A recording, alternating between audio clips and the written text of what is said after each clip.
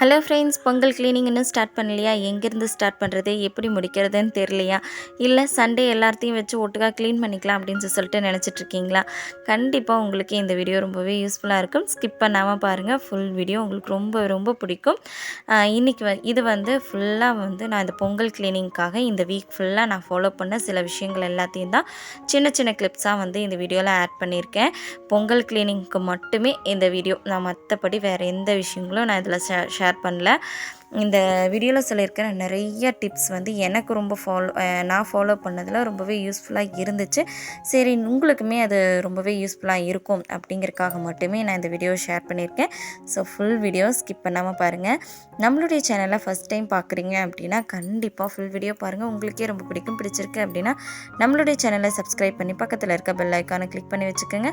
அப்போ தான் நான் க்ரியேட் பண்ணுற ஒவ்வொரு வீடியோவுமே உங்கள் மொபைலுக்கே டெலிவரி பண்ண முடியும். நீங்கள் ஃப்ரீயாக இருக்கும்போது செக் பண்ணி மட்டும் பார்த்தா போதும். ஃபஸ்ட்டு எங்கேருந்து எப்படி க்ளீன் பண்ணுறது அப்படின்னு சொல்லிட்டு தெரியல அப்படின்னா, ஃபஸ்ட் ஆஃப் ஆல் எப்போவுமே டாப் டு பாட்டம் அப்படிங்கிறத தான் க்ளீன் பண்ணணும்.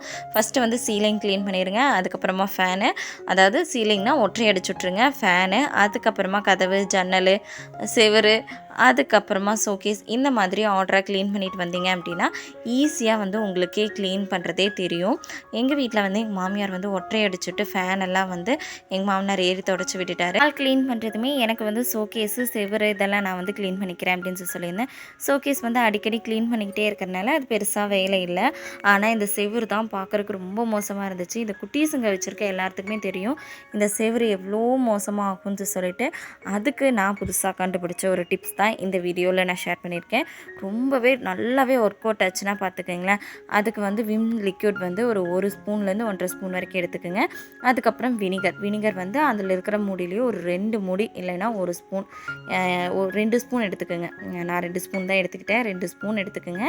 அதுக்கப்புறமா ஈனோ பாக்கெட் இருக்குது பார்த்தீங்களா, அதை முழுசாக ஒரு பாக்கெட் அப்படியே போட்டுருங்க. இதை அவ்வளோ சூப்பராக ஒர்க் அவுட் ஆச்சு. நான் எதிர்பார்க்கவே இல்லை அந்தளவுக்கு அந்த செவுரு அவ்வளோ க்ளீன் ஆகும் அப்படின்னு சொல்லிட்டு. அதுக்கப்புறம் பேக்கிங் சோடா ஒரு 1/2 ஸ்பூன். அதுக்கப்புறம் இதில் காட்டாமல் விட்டது என்னென்னா கோல்கேட் பேஸ்ட். உங்ககிட்ட எந்த பேஸ்ட் இருக்கோ அந்த பேஸ்ட்டை ஆட் பண்ணிக்கோங்க. ஆட் பண்ணிட்டு கொஞ்சமாக தண்ணி ஊற்றி நல்லா மிக்ஸ் பண்ணிக்கோங்க.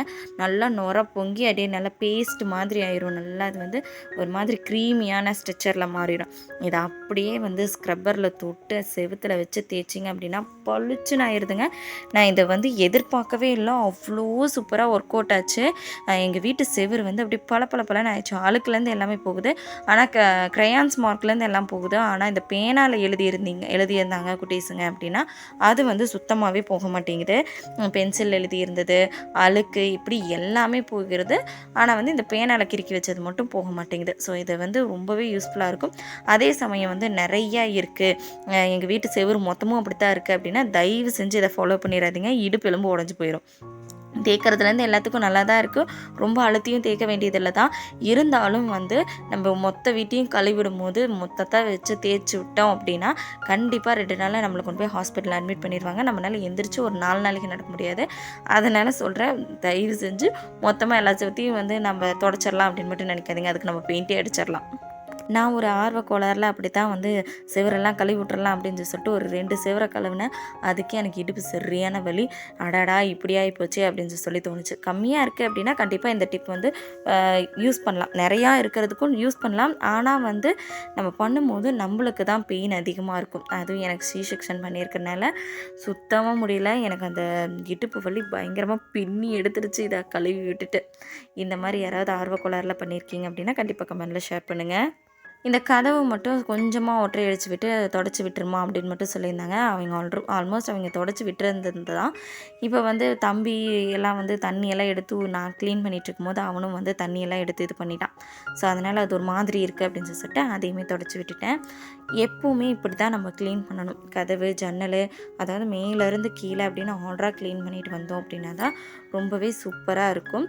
ஸோ நான் கதவு ஜன்னல்லாம் க்ளீன் பண்ணிவிட்டு கடைசியில் எது எங்கெங்கே இருந்துச்சோ எல்லாத்தையும் எடுத்து மாட்டியாச்சு. அதுக்கப்புறமா இந்த சோஃபா அப்படியே பார்க்கவே முடியல. என்னுடைய சேரெல்லாம் ரொம்ப மோசமாக இருந்துச்சு. ஸோ இதுக்குமே ஒரு லிக்விட் ரெடி பண்ணேன். நல்லா தண்ணி சூடாக கொதிக்கவே வச்சுருங்க. அதுக்கப்புறம் வந்து நம்ம இதை வச்சு நல்லா சுடு தண்ணியாக இருக்கு இல்லைங்களா, நம்ம வந்து தொட்டு இது பண்ணோம் அப்படின்னா நம்ம கை வெந்து போயிடும். அதுக்காக ஒரு ப்ரஷ்ஷை நம்ம ரெடி பண்ணுறோம். என்னென்னா ஒரு டவலில் இந்த மாதிரி ஒரு மூடி வச்சு அது மேலே ஒரு கொண்டை மேலே ஒரு பேண்டை ஒன்று போட்டு விட்டுட்டோம்னு வச்சுக்கோங்களேன், சூப்பராக கை பிடிக்கிறதுக்கு வந்து நல்ல வசதியாக இருக்குது. இந்த வந்து இதை வச்சு தான் நம்ம இப்போ வந்து க்ளீன் பண்ண போகிறோம் இந்த சேரை. தண்ணி நல்லா சூடாக இருக்குது. இந்த தண்ணியில் நம்ம வந்து பேக்கிங் சோடா, நான் ஒரு விஷயம் மட்டும் நல்லா சொல்கிறேங்க, இந்த பேக்கிங் சோடா, வினிகரு, ஈனோ இதெல்லாம் நிறைய வாங்கி வச்சுக்கோங்க. இது க்ளீனிங்க்கு ரொம்பவே யூஸ்ஃபுல்லாக இருக்கும். ஈனோ வந்து இப்போ வேண்டியதில்லை. இதுக்கு வந்து கொஞ்சமாக விம் லிக்யூடு, அப்புறம் வந்து பேக்கிங் சோடா ஒரு ஸ்பூன் அளவு பேக்கிங் சோடா, அதுக்கப்புறம் வினிகர் வந்து 2 ஸ்பூன் வச்சு அதெல்லாம் மிக்ஸ் பண்ணி விட்டுட்டு அதில் டிப் பண்ணி வச்சு தேய்ச்சிங்க அப்படின்னா பளிச்சுன்னு ஆயிடும். நான் வந்து அடிக்கடி இந்த மாதிரி தேய்க்கறதுனால என்னுடைய சேர் கலரே இப்படி தான். ஆனாலும் வந்து அதில் எவ்வளோ அழுக்கு இருக்குதுன்னு மட்டும் பாருங்கள். அந்த அழுக்கே தெரியல, அவ்வளோ அழுக்கு இருக்குது. அதை பார்க்கும்போதே இந்தளவுக்குமா அழுக்கு இருந்துச்சு இதில் அப்படிங்கிற மாதிரி எனக்கு ஃபீல் ஆச்சு. பாருங்கள், நல்லா தேய்ச்சிட்டு ஒரே டைரெக்ஷனில் தேய்ங்க. அப்படி தேய்ச்சிங்க அப்படின்னா தான் சுத்தமாக அழுக்கு போகும். பாருங்கள், இந்த டவல் வந்து இந்தளவுக்கு இருக்குதுன்னு உங்களுக்கே தெரியும் எந்த அளவுக்கு மோசமாக இருக்குதுன்னு. இதை வந்து அப்படியே ஃபேன் காற்றுலேயே வந்து நல்லா காய விட்டுருங்க. காய விட்டுட்டிங்க அப்படின்னா சூப்பராக பளிச்சுன்னு சேர் ஆயிரும். இந்த டிப்பை வந்து சோஃபாக்குமே நீங்கள் யூஸ் பண்ணிக்கலாம். சோஃபாவுமே நல்லா க்ளீன் ஆகும். நான் இதெல்லாம் க்ளீன் பண்ணி முடிச்சுட்டு அதை நல்லா காஞ்சதுக்கப்புறமா இந்த சேர் கவருமே போட்டு வச்சிட்டேன். இந்த சேர் கவர் அவ்வளோ யூஸ்ஃபுல்லாக இருக்குது. இது வந்து ஸ்டார்டிங்லேயே நான் போட்டிருந்தேன் அப்படின்னா இந்த சேர் வந்து அழுக்காக இருக்காது அப்படின்னு சொல்லிட்டு ஃபீல் பண்ணேன். இந்த சேர் கவரோட லிங்க் வேணும் அப்படின்னா நான் டிஸ்கிரிப்ஷனில் கொடுக்குறேன். நீங்களுமே செக் பண்ணி பாருங்கள். உங்களுக்கு பிடிச்சிருக்கு அப்படின்னா நீங்களுமே வாங்கிக்கிங்க. அடுத்து வந்து என்னென்னு பார்த்தீங்கன்னா, இந்த ஆயில் பாட்டில் எல்லாம் நம்ம கிட்டத்தட்ட ஒரு 2 வாரம் விளக்காமல் விட்டுட்டோம் அப்படின்னா அது அவ்வளோ பிசு பிசுன்னு ஆயிரும். இதில் வந்து ஒரு சில டைம் நம்ம என்ன பண்ணுவோம்னா மாதக்கணக்கிலலாம் க்ளீன் பண்ணாமல் விட்டுருவோம். அந்த மாதிரி விட்டுட்டிங்க அப்படின்னா இந்த டிப் கண்டிப்பாக உங்களுக்கு ரொம்ப யூஸ்ஃபுல்லாக இருக்கும். இந்த ஆயில் பாட்டிலில் வந்து கொஞ்சமாக கல்லுப்பு போட்டுக்கோங்க. அது கூடயே இந்த விம் லிக்யூட், நீங்கள் எந்த லிக்யூட் வேணால் யூஸ் பண்ணிக்கலாம். நான் வந்து விம் லிக்யூடு தான் நான் வச்சுருக்கேன் அப்படிங்கனால விம் லிக்யூட் ஊற்றி கொஞ்சமாக நான் ஊற்றுறது பாருங்கள், அப்படியே ட்ராப்பாக ஊற்றிருப்பேன். அந்த மாதிரி ஊற்றிக்கிங்க.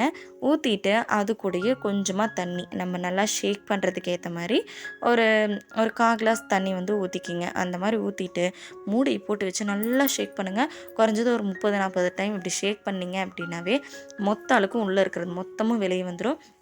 நம்ம ரொம்ப கஷ்டப்பட்டு ஒவ்வொன்றையும் பண்ணணும் அப்படிங்கிற அவசியமே இருக்காது.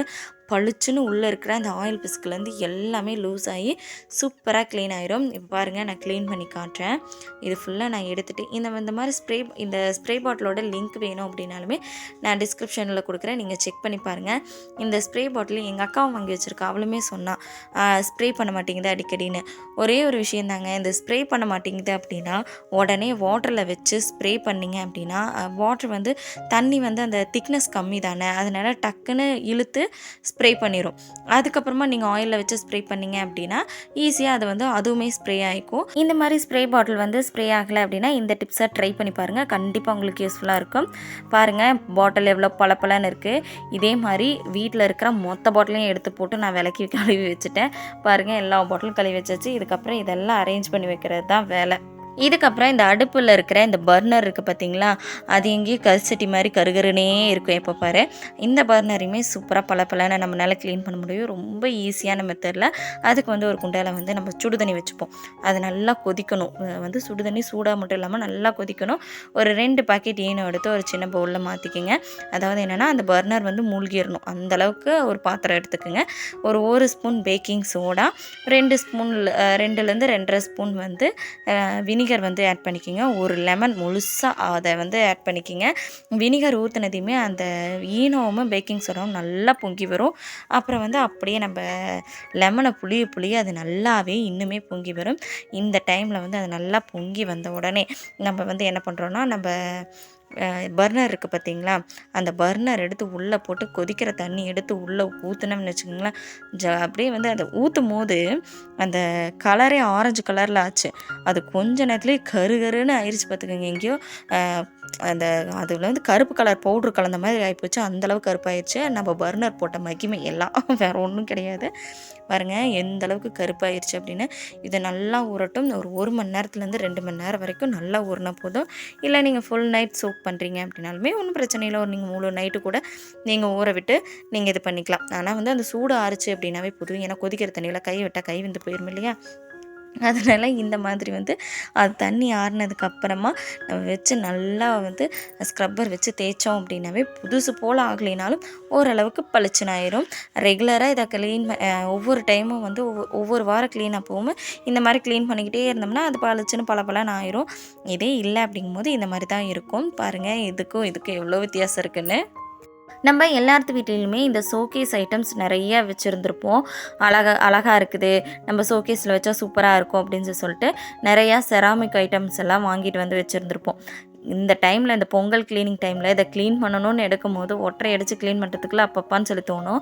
அந்த மாதிரி ஃபீல் பண்ணாமல் ஒரு பேசனில் வந்து நீங்கள் வச்சுருக்கிற டெக்கோர் ஐட்டம்ஸ் எல்லாத்தையும் எடுத்து போட்டு வச்சுக்கோங்க. நல்லா வந்து ஒரு லிக்விடு ஊற்றி நல்லா வந்து அந்த சோப்பு தண்ணியை வந்து கரைச்சி அதுக்குள்ளே ஊற்றி அப்படி இப்படியே நம்ம வந்து தேய்ச்சி நான் க்ளீன் பண்ணுறேன் பார்த்தீங்களா, இந்த மாதிரி தேய்ச்சி எடுத்து வச்சிட்டோம் அப்படின்னா அதில் இருக்கிற அழுக்கு தூசி எல்லாமே க்ளீன் பண்ணிடலாம். சும்மா பளிச்சுன்னு ஆயிரும்.